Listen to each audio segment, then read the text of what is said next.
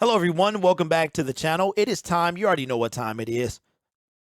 It is time for our Week 13 preview prediction between the Detroit Lions and the Jacksonville Jaguars.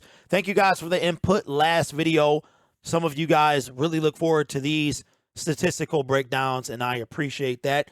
I'm going to add a little more commentary as well. One of the reasons that I don't do that is because you guys know how I feel about long, overly exaggerated videos. So I try to keep them as short as possible, and that's why. But I'll try to add a little more of my take near the end of the video. This video is going to break down the Detroit Lions and Jacksonville stats, but the game is super important for both of these teams. Neither of these teams have been eliminated from playoff contention. The Jags are number 11th in the AFC, while the Detroit Lions are number 10 in the NFC. So the ESPN matchup predictor, 58% chance for the Jaguars to win to 40 for the Detroit Lions. I actually can't believe that.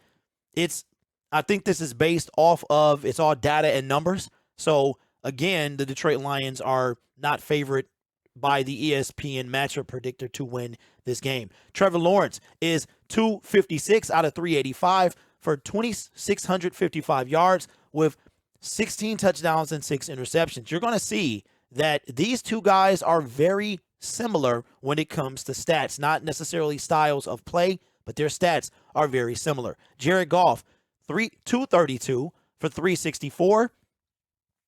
And we got 2682 as far as his yardage, 17 touchdowns and 7 interceptions. Travis Etienne, which according to Doug Peterson is, quote, good to go against the Detroit Lions. So he will be playing, has 133 carries, 728 yards, and 4 touchdowns. And the NFL touchdown leader, Jamal Williams, 177 carries, 734 yards with 13 touchdowns, and 2 critical lost fumbles, one coming last week against the Buffalo Bills. Christian Kirk, the multi-million-dollar man. This doesn't look like number one receiver money to me. And as far as his stats, 56 receptions, 725 yards, and 7 touchdowns. St. Brown, 65 receptions, 716 yards with 4 interceptions. If we go to the injury report for the Detroit Lions, Pascal, Panay, Jeff Okudah, and Ragnar are questionable, which means they're going to play. You'll see here Jamison Williams is listed as out, but there's been some discussion about if that is the case. This is from earlier in the week. This isn't from the report that came out today.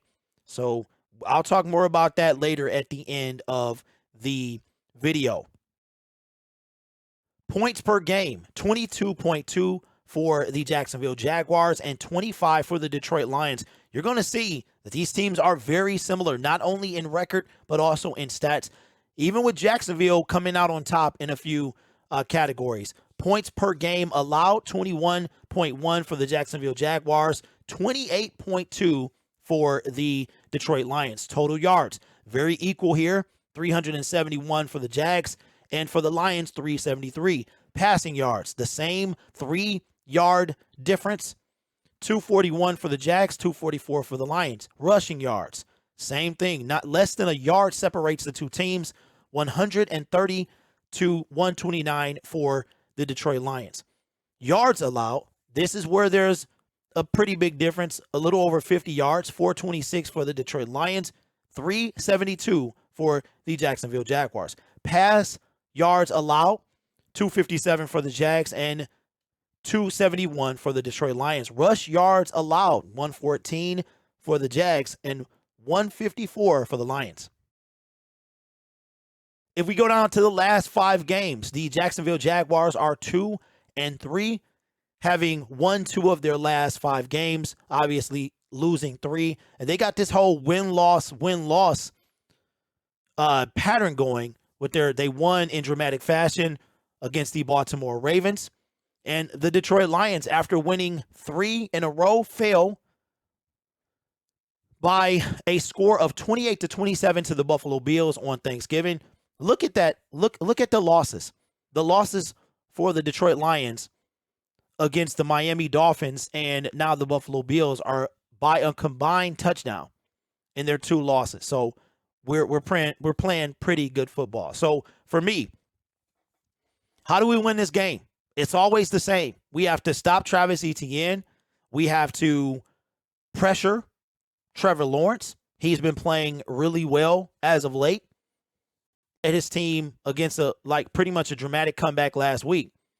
We have to bottle up Travis Etienne. If we can do what we did to him, or do to him what we did against Saquon Barkley, it should be a pretty good day. They got some good receivers over there. They got our old Jamal Agnew, Marvin Jones, Riley Patterson, the kicker that we cut and maybe should have kept. Michael Badgley is not bad himself. But we've got to watch out for their front 7. We've got to keep an eye on Trayvon Walker, because according to the Locked On Jaguars podcast, he is doing a lot of things that are not showing up on the stats. Not a ton of sacks, but stuff that's not even showing up on the stat sheet. So we've got to be able to slow down their receiving core. We have to bottle up Travis, get pressure on Trevor, and watch out for their defense, man. Not quite Jacksonville, but the defense is definitely better than ours. So what is my prediction on this game? Well, I had this as a win before the season even started, and I will remain with the win this Sunday for the Detroit Lions to beat the Jacksonville Jaguars and go to 5-7. Both of these teams are very much alive, as I said earlier in the video. The Lions have a chance with the win, and an Atlanta Falcons loss to the Pittsburgh Steelers. They have a chance to get in 9th place with 5 games to go. They cannot move any higher than that. But, of course, we have to take care of business and get a W. Then we would need some help on the back end just to move up 1 spot. That's the best we can do this week. So let me know your thoughts in the comments below. Who do you think is going to win this game? One team is 3-2. One team is 2-3. Both teams are 4-7. And both teams are very much alive in the playoff picture. So let me know what you think down below, and I will see you in the next video. Subscribe to the channel, and as always, go Lions.